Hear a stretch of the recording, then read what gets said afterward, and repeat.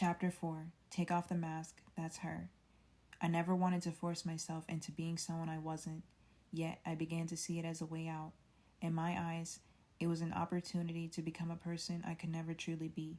The reasons for this transformation were unclear, even to me, but I felt as if I had no other choice. If I couldn't be them, then being myself didn't seem possible either. I longed for what others had, and in that longing, doing what felt wrong somehow made me feel right. The thrill of acting out, of stepping beyond my boundaries, gave me a false sense of satisfaction.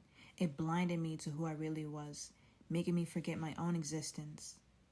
Jealousy became my lens, and while it never made me feel good about myself, it gave me a strange sense of purpose, a goal to chase, even if it was never my own. Eventually, the truth came crashing down on me, and I realized I had been wrong all along. It ripped me in two. I no longer recognized the person I had become. It was as if I had never had an identity of my own. Instead, I had spent all my energy imitating others, copying their behaviors and repeating their choices, desperate to find a sense of belonging. In trying to become someone else, I had lost sight of myself completely. I wasn't searching for my own path. I was chasing after an identity that was never meant for me. I realized I had to find my own way. The amount of people I distanced myself from was countless, and my perspective towards others shifted drastically. I stopped trying to fit in or become the next pretty girl. It simply didn't matter to me anymore. In my gut, I knew that no one was ever going to like me, and it became obvious. Even if you hate yourself, people will still find reasons to hate you. That was the hardest pill to swallow, coming to terms with the reality that nobody actually cares about you. It felt like living with a target on my back, as if I was constantly walking along death row with no one to turn to or to help pull me up from the edge. The pain would creep back unexpectedly, making me feel as though I'd soon be trampled by the world around me. Even if you try to change, it doesn't mean people will automatically leave you alone. In fact, it often gives them an even bigger reason to keep you in the dark, away from any chance of seeing the sunlight. I didn't have someone in my corner. I would just avoid everyone. I kept myself grounded in the antisocial life. It's tough when you realize your whole life has been a lie, that all you have is you. But you know what? I try to be content with myself. I didn't want to be fake anymore. I didn't want to be someone's puppet again. I wanted to be me. I got tired of expressing emotions that came from my pain.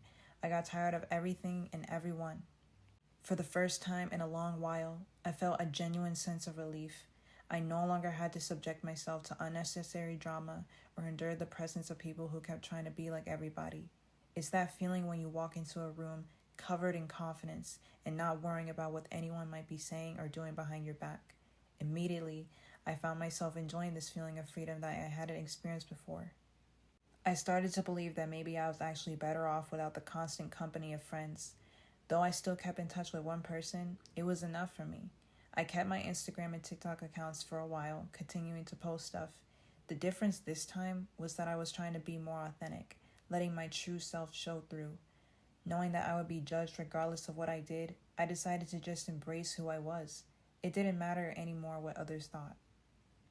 I noticed that when I stopped giving energy to the people I used to hang out with, they seemed lost, almost like puppies searching for attention. It honestly amused me to see how quickly people changed when I chose to be myself.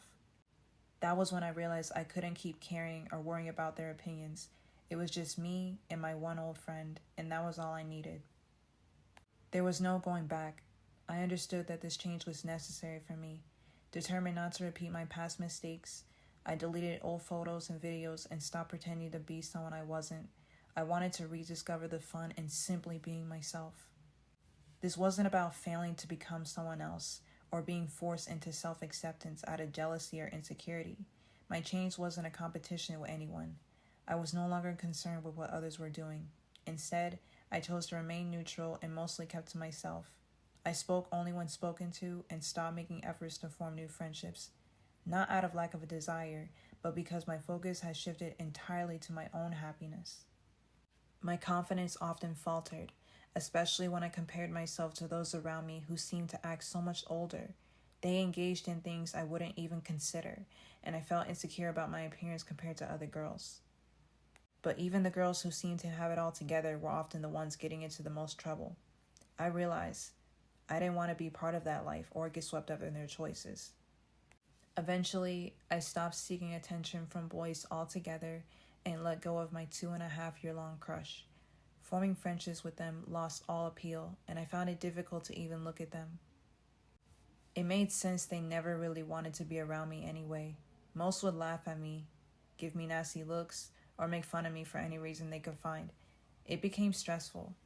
Sometimes a boy would talk to me, only to stop once his friends expressed their dislike for me. The irony was that I never even spoke to boys, and my parents discouraged those relationships to begin with. They were already weary about my other friendships, so boys were definitely off limits. Besides, I knew I would never stand a chance. It was always obvious who they were interested in. It was never me, always the complete opposite. Wanting to focus on my education made me an outsider.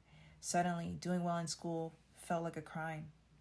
Other girls like me were always applauded and rewarded for our dedication, yet we were still mocked and picked on. I never understood why striving for good was seen as something bad, while getting into trouble seemed to be celebrated. It was as if tearing me down fueled them. Still, I was happy to say I left all that behind without ever getting into a fight and remained single.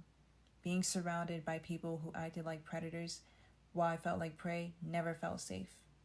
This journey of change was far from easy. I constantly had to hold myself accountable. I knew I would never be perfect, but I was determined not to become like those who had hurt me.